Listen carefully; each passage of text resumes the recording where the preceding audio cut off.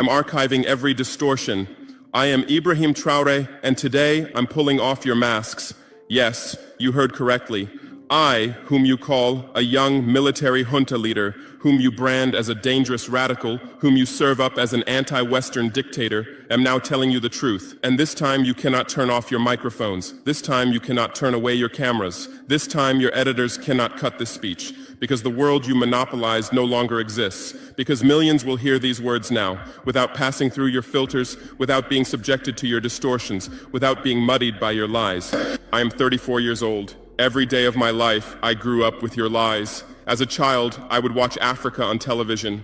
Always the same images. Children with flies, dry lands, weapons, death. This is Africa, they told us. This is what Africa is. And we believed it. We were ashamed of ourselves. We were ashamed of our own lands, of our own people. But then I grew up. I read, I researched, I questioned, and I understood that the Africa you showed us wasn't real. The story you told us was a lie. The fate you imposed on us was a script you had written. For years, how have you portrayed Africa? How have you shown it? How have you sold it to your viewers? As if we were creatures who had no share of humanity. As if we were savages left outside of civilization. As if we were wretches waiting for you to save us. Every day, every hour, every minute, the same story plays on your screens. Hunger, war, disease, corruption, terror, chaos. These are the words that come to mind when Africa is mentioned. In your Africa dictionary, there are no other words. No hope, no success, no development, no resistance, no honor, no pride, no victory. So I ask you, New York Times, Washington Post, Guardian, Le Monde, have you ever made Africa's successes your headlines? How many times have you written about Rwanda's technology miracle? How many times have you shown Ethiopia's reforestation project? How many times have you praised Botswana's democratic success? How many times have you described Kenya's entrepreneurial ecosystem? No, because these don't fit your scenario. Your Africa cannot be successful. It cannot, because then how will you legitimize your exploitation? If it's not in need of help, how will you intervene? If it's not backward, how will you look down on it? Have you ever asked yourselves, has any editor sitting at their desk, any news director in a meeting, any columnist at their keyboard ever thought, why are the people of the world's richest lands poor? Here are the numbers for you, real numbers. Africa owns 70% of the world's cobalt reserves. Your cell phone, your computer, your electric car won't work without cobalt. This cobalt comes from Congo, but Congolese can't afford cell phones. Africa owns 90% of the world's platinum reserves. Catalytic converters, electronic devices, medical implants, they all need platinum. This platinum comes from South Africa, but South Africans are crushed by unemployment. Africa provides 30% of the world's gold production. Mali, Burkina Faso, Ghana, Tanzania. Gold flows like rivers from our lands.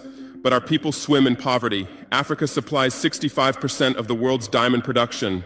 Botswana, Angola, Congo, Sierra Leone, billions of dollars worth of diamonds are extracted, but our miners live on $1 a day. Africa owns 35% of the world's uranium reserves. Niger, Namibia, South Africa. Nuclear plants run on our uranium. Paris lights burn with our uranium. But our villages have no electricity. And you still ask, why is Africa poor? No, the right question is, how was Africa kept poor while being so rich? Here's your answer. Colonialism didn't end. It changed shape. You used to come and occupy our lands. Now you come and establish companies. You used to take by force. Now you make agreements. You used to rule with the whip. Now you rule with credit. Let me give you concrete examples. With numbers, names, dates, but you'll never write about these. Glencore, Swiss-based mining giant, extracting cobalt in Congo. 2022 revenue, $256 billion. Tax paid to Congo, $500 million. That's 0.2%. Is this justice? Rio Tinto, British-Australian mining giant, extracting bauxite in Guinea, 20 million tons annually. What's left for Guinea? Environmental pollution and cancer. Total, now Total Energies, French oil giant, extracting oil in Angola, Nigeria, Congo. 2022, profit, $36 billion investment in Africa, dirty pipelines, Anglo-American, founded in South Africa but now in London. Diamonds, platinum, iron, taking everything. What it left in South Africa? 6 million unemployed miners. And these are just the tip of the iceberg. What about the invisible, the secret deals, the offshore accounts, the transfer pricing tricks? Every year, $88 billion in illegal money flows out of Africa. Who writes about this? Every year, $45 billion in aid comes to Africa. Everyone writes about this, but no one says Africa is not the continent receiving aid, it's the continent giving aid.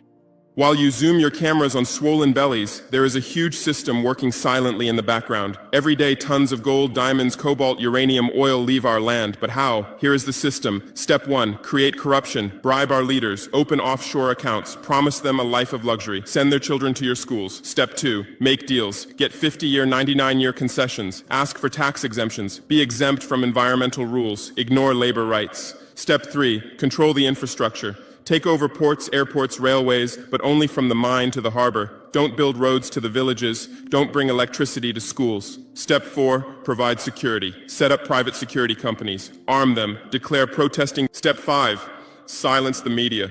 Buy local journalists. Suppress opposing voices. Serve internal unrest news to international media.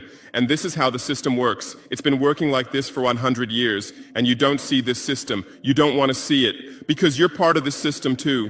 Who are the biggest advertisers of New York Times, CNN, BBC, oil companies, mining companies, arms companies, pharmaceutical cartels, the companies that exploit Africa? You live on their money, you defend their interests, and what I'm about to tell you might cost me my life, but it's no longer time to be silent. France's system in Africa is the CFA franc. 14 African countries still use French colonial currency. 50% of these countries' central bank reserves sit in the French treasury. France applies negative interest to this money, so we pay France to use our own money. Through this system, France transfers $500 billion worth of resources from Africa every year. Does anyone write about this? No. But when France gives Africa 10 billion euros in aid, it makes headlines. Britain's system is more sophisticated. London is the world's money laundering center. City of London, offshore paradise. Every penny stolen from Africa passes through London. Jersey, Guernsey, Cayman Islands, Virgin Islands, all under British control. Africa's wealth hides there. America's system is AFRICOM, Africa Command, 46 military bases on the continent. Official purpose, security. Real purpose, resource control. Drones in our airspace every day, listening devices everywhere. They say fighting terrorism, but it's not terrorists. It's people's leaders who are targeted. China is the new player, says win-win, builds infrastructure, gives credit, but in exchange for what? 99-year port concessions, mining rights, agricultural lands, debt-trap diplomacy, ask Sri Lanka, ask Zambia, and you write about none of this. Why? Because you're not free press. You're corporate press. Your bosses are billionaires. Jeff Bezos bought Washington Post. Why? For love of journalism? Rupert Murdoch's media empire, Fox News, Wall Street Journal, The Sun, The Times, all from the same hand, all giving the same message. West is good, others are bad. Carlos Slim is the largest shareholder of New York Times, Mexican billionaire. Where's his wealth from? Monopolized telecommunications, got rich off Latin America's back, now controls America's most respected newspaper. And you claim to do independent journalism? Who are your editors? Which schools did they graduate from? Harvard, Yale, Oxford, Cambridge? Always the same elite schools, always the same worldview, always the same prejudices. How are your reporters selected? How many languages does your Africa correspondent speak? French, English, that's all. Swahili, Hausa, Yoruba.